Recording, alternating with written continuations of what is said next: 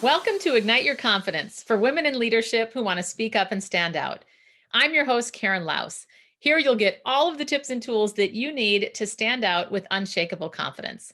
Let's dive into today's episode. Welcome, everybody. I am looking forward to this wonderful guest that we have today. Her name is Luly, but without further ado, I'm going to turn it over to you, Luly, so you can introduce yourself and say whatever you want to say about who you are. Thank you so much, Karen. First of all, just super grateful for the opportunity to talk to you today and for your time. So just thank you. As you said, my name's actually Lourdes Savigno, but everybody knows me by Luly. I'm a mom, a wife, a CEO and co-founder of YTeach.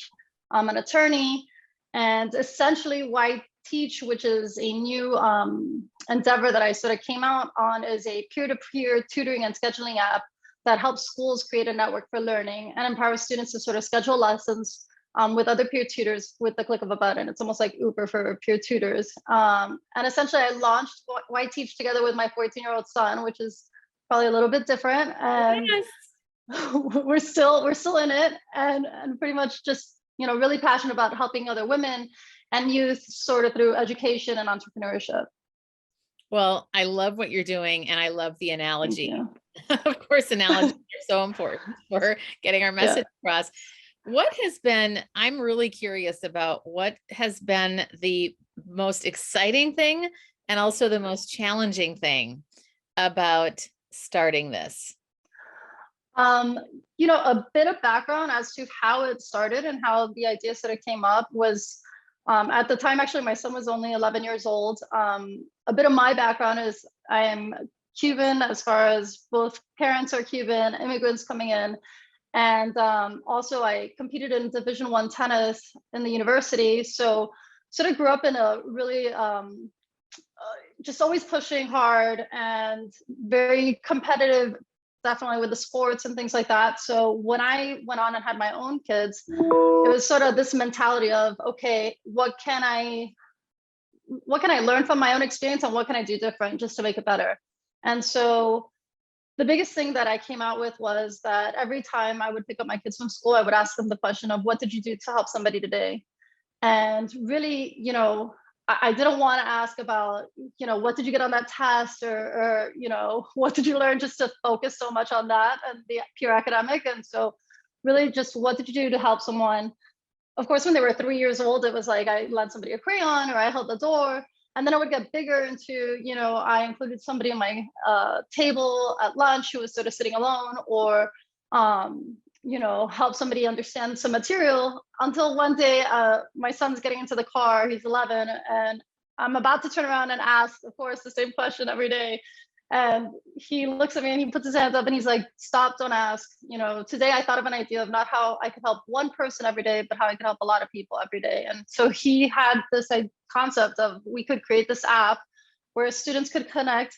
And if you have a question, which I think all of us do have questions every single day, and how great if I had call a friend and, hey, can you help me answer this for me?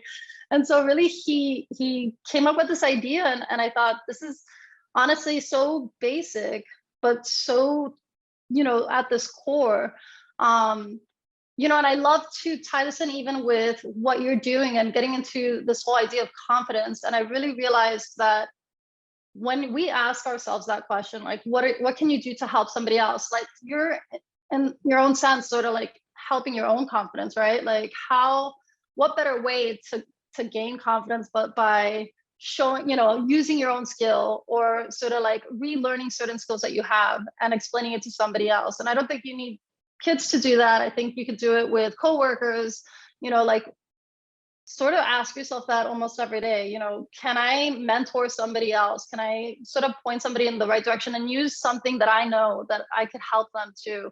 And you'll see that not only are you helping them, but you're helping yourself, right? So it was really with that that it all sort of started and evolved into just creating this company where we're now at 35 schools across the country. So pretty exciting, and trying to slowly just build it more and more. Yeah, that it is really amazing. And I love the simplicity of the question. And first of all, What an incredible parenting moment for you. I'm sure, I mean, probably multiple moments, but I'm really thinking about that moment where he said that I can help more people, or I've thought of this idea. What is it like Yeah. as a mom to have a son like that? You know, he, if you had to think of like, and I have two children. I have a son. He's now he's 14, and my daughter Emma is 12. And um, you know, there's so it's almost that joke of like you could feed them the same thing, you could raise them exactly the same way, but they're going to be totally different no matter what, right? So, so, and they really are so different. But if I had to think of Matthias's like his superpower, it really is he has this unbelievable level of empathy, and it really started at a young age. I'm incredibly proud of it. I mean, I hope that, you know, maybe we had an inkling to do with it. I know that we definitely, my husband and I really do push as far as people probably thought I was crazy, but you know, it's like if there was something happening where they could really be hands-on involved. So, you know, when they were literally like 3 and 5, I would take them to pass out bags for, you know, collections at a church, and so that parishioners could go and get food from a pantry. And so like really thinks that it's not just them putting it in, but actually seeing who they're helping, you know, and having them seeing it for themselves, you know, like, so I would say, you know, I'm definitely always, I'm proud of both of them, but my biggest thing that I always tell them is like, it's not about me being proud of you, it's you being proud of you, right? Like, Oh, I don't yeah. want it that you require my, you know, approval. It's really, are you happy with, you know, your action or your behavior? And so that's definitely something that's brought up in the dinner table often, as far as just those type of conversations. That's amazing. Oh my gosh. Thank Well, you. how do you think you got your confidence?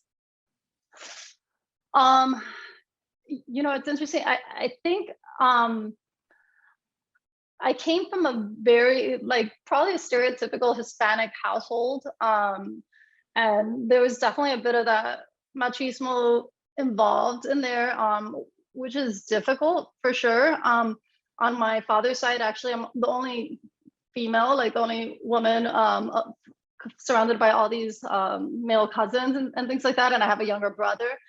And so, you know, I don't think they ever would say things to us as far as obviously they would never want to hurt us intentionally or anything like that, but it was very much that sort of surrounding of like, well, you know, there's an expectation of the boys having certain accomplishments, and you know, the girls, it's okay, you know, maybe you'll get married and that'll be fine. And it's scary to even have that conversation now. I don't think I'm that old, and like, you know, it's still is part of our day. And so it was really sort of just me pushing so hard to fight that. Like I really I couldn't even say one thing in particular, but it was almost going back to my kids again, because I think I used my own childhood to sort of like analyze how I wanted a parent.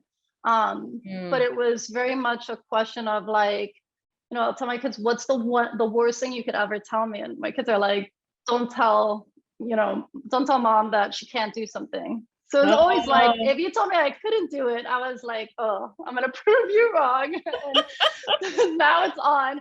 And so I really, you know, it would be to the point probably detrimental to, you know, my own health, you know, in a way of like, I had to really push hard to just make sure I did things like as well as I could.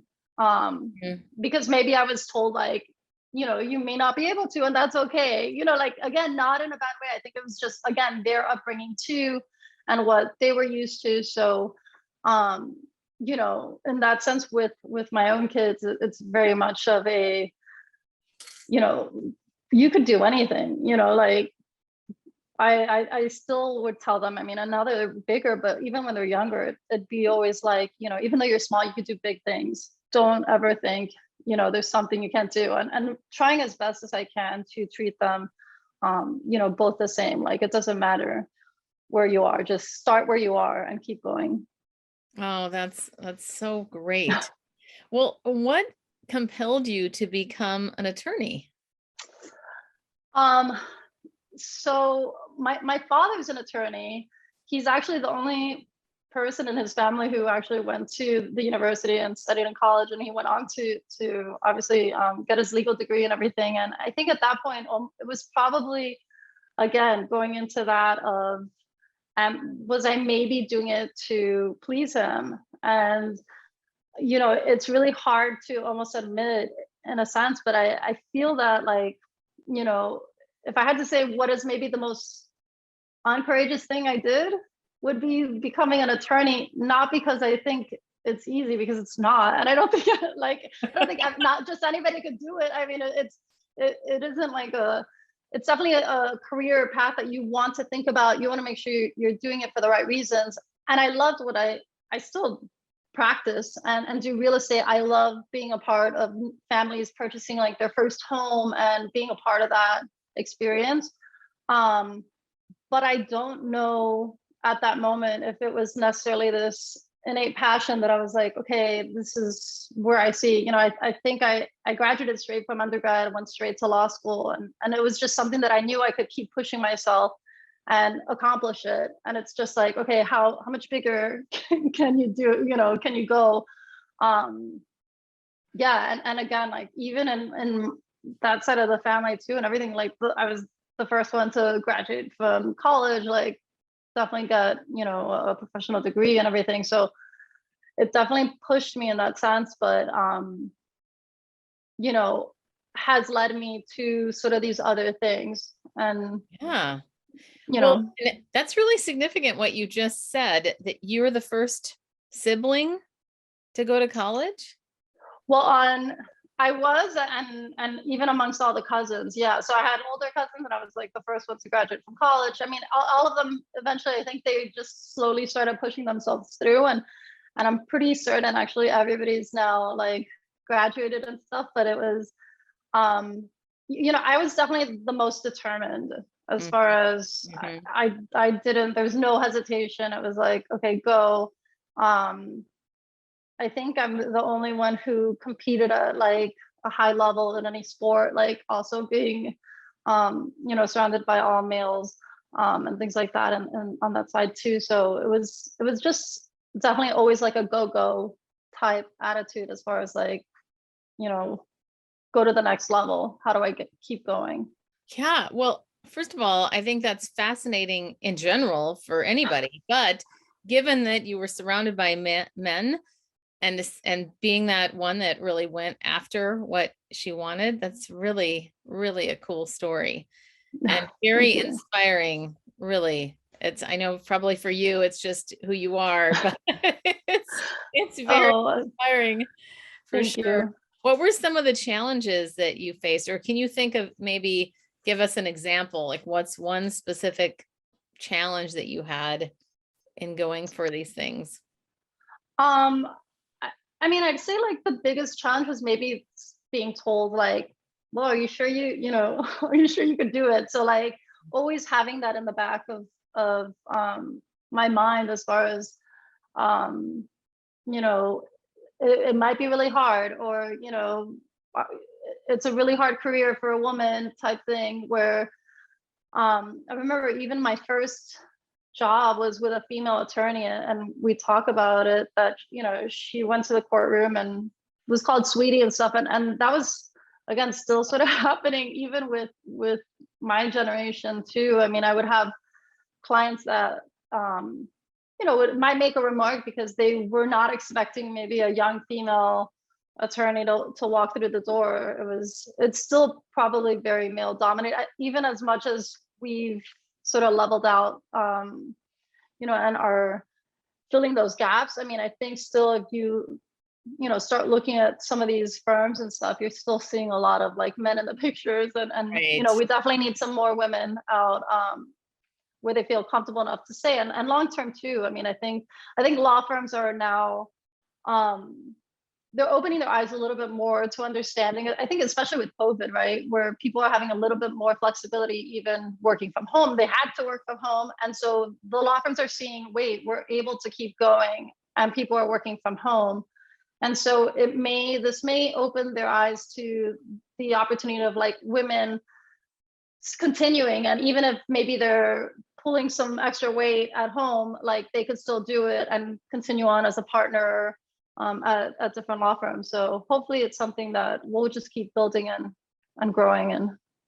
Yeah. Well, you said, I wanted to say, go back to something that you said earlier, because I was thinking, it's so fascinating. Was it you or was it what other people said? When you said something about, I think you alluded to, I don't know if you used the exact word doubt, but the whole thing like, this is going to be hard. And was that you saying to yourself, or was that other people telling you that? I mean, other people would tell me, but of course you hear it from somebody else and then you're like, are they right? So Mhm. it's not even, I think it takes a lot of work to sort of just make sure you remove all that negative talk outside and those limiting beliefs, right? That you're sort of internalizing. And so, that I think I'm still working on that as far as goals that I have and aspirations that I want to reach, and sort of how do I remove those limiting beliefs and just keep going for it. Sure. Well, can you give us an example of one of your either current or past limiting beliefs and how you got past it? Um, if I had to think of a limiting belief, like a really strong one, I'd probably say,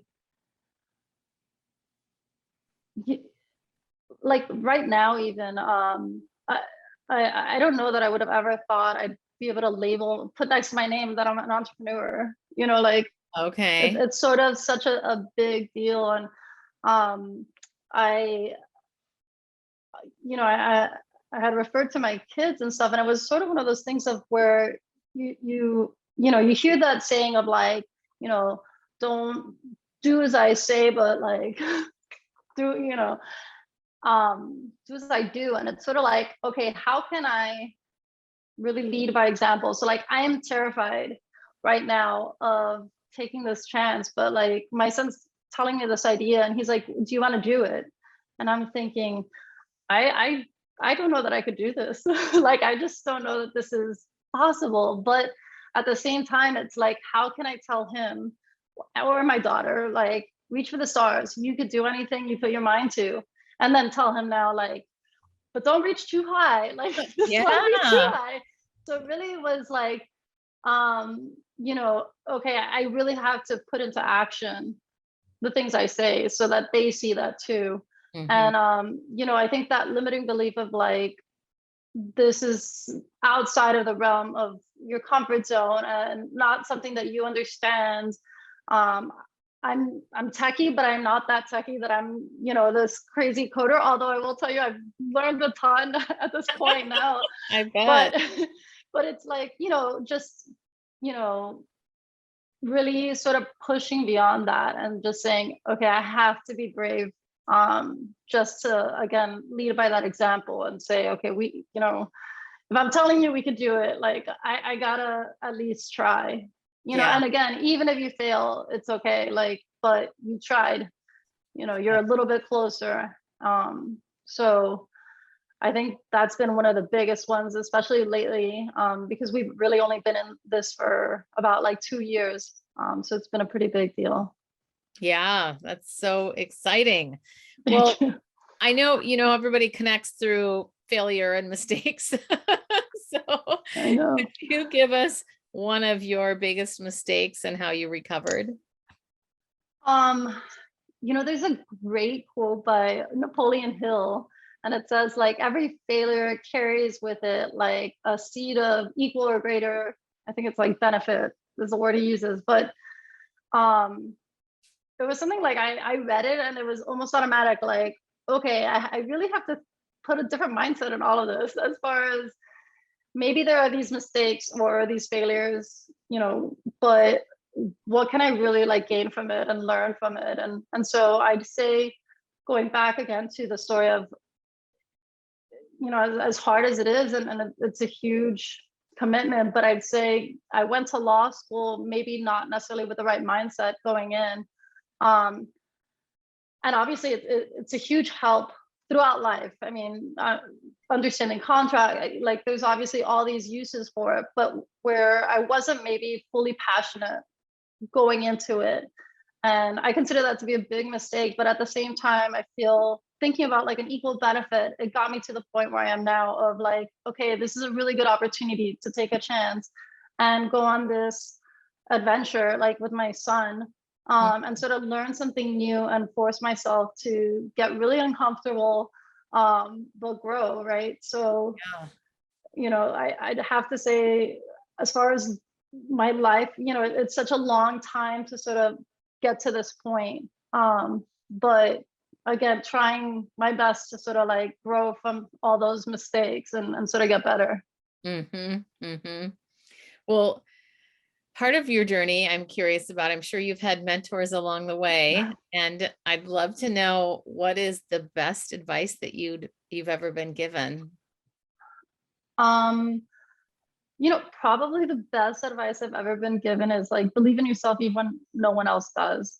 Mm, I think obviously it resonates with me personally as far as, you know, having doubt around me growing up and things. So it was an opportunity to really listen and be like, okay, you know, it's on me. Like I need to take that action. And so I need to have the confidence to take that action. I need to like build and get better. And so just trying to grow every day. So as long as you move forward, and even if it's like small, tiny steps, but like hope, you know, it'll eventually lead to sort of these big goals. And so I'd say, yeah, absolutely. Just believe in yourself, even when no one else does. oh, that's great. And it's so important, isn't it? I mean, if we don't have the confidence, it makes it a little bit I pretty know. challenging either way. Yeah. Well, and I Well, think confidence really like leads to all these other things, right? I mean, you talk yes. about growing in confidence will with your health, you know, gaining that confidence, you'll make better choices with your business.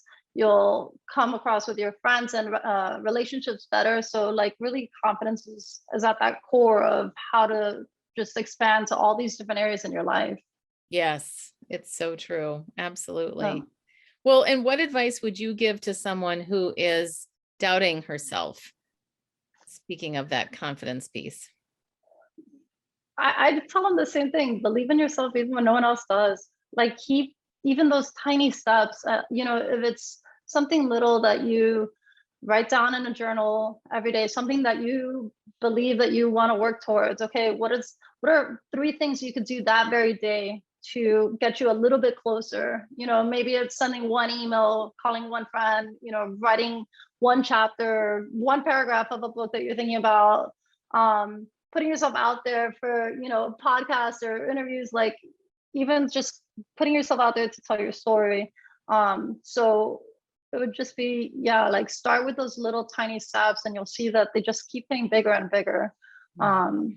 And if you look at that, you know, again, three things, I try and do that almost every day, That's like just three fantastic. things. I love it. It's so tactical. And that's what everybody wants, right? Is how do I do this? How do I? Action. Yeah. Action stuff. Yes. But it's something you could do and it doesn't require anything. I mean, and you could really apply it. Like, you know, I think if I want to improve my relationship with my child, and it's like, okay, I'll write a note to them in their lunchbox. That'll help our relationship grow. You know, that's one thing I could do that day. You know, I'm going to ask them, like, what did you do to help somebody? Because I'm not going to pester them about grades or like, you know, whatever it is, your friends, like you could call them one day, send them a quick text. So it's just little things that you could do. And then you'll notice like they start getting bigger and bigger. You Mm. know, Mm-hmm. I love that. so It's so true, isn't it? I mean, it's like it's contagious confidence to ourselves. for sure. No, it's a ripple. And you know, going to that initial story of like me asking my son, what did you do to help somebody? Like I'd say, ask yourself that question every day and sort of see what happens, you know. When you sort of make those connections and that you'll see that ripple effect occur and just good things spread. I think we need a little bit more of that. Mhm. Just sort of spreading a little bit of that kindness. That's something I definitely hear all the time, and especially with young people. I have other like parents who will come up and they're like, I feel that kids aren't learning enough about kindness, and I was like, well, again, we have to like lead by example. So maybe do something in front of them, and lead by example. And you could see somebody on the street and provide them a meal, or like just call a grandparent and then see you take the initiative to do that. So just send a thank you card. I mean, simple things, but I think that will help sort of ripple down to the younger generation as well. Yeah, that's so true. It's the example, isn't it? So, so Yeah. good. Well, Luly, is there anything that I haven't asked that you want me to, or anything else that you wanted to add as we wrap up? No, I'd say just thank you for everything, for your time, and um, I hope that this helps other women out there, gain a little bit of insight and confidence in themselves too. So I really appreciate your time. Yeah, you're welcome. Well, where can we find you? So we have YTeach is actually online, and you could go www.yteach.com, and I actually have articles that I write. We have a blog and everything as well. I'm also on LinkedIn under Lourdes Savino, and Instagram Luly Avino there. So definitely, I'd love for anybody to reach out and send a message and connect. Definitely making connections helps. Yes, awesome. I'm so with you. I love connecting with people, and I'm so glad you and I met too. I know, absolutely. Thank you. Yeah. Well, thanks for being here, and we'll look forward to seeing you again at sometime soon. Absolutely. Thank you. Yeah. And that's a wrap of another episode of Ignite Your Confidence. I'm your host, Karen Laus. Thank you so much for listening. If you loved today's episode, please subscribe and leave a review. It helps other people find the podcast faster, and it certainly helps me. If you're interested in more tips and tools around confidence, please join me over in my Facebook group called Ignite Your Confidence with Karen Laus. Remember, you too can stand out with unshakable confidence.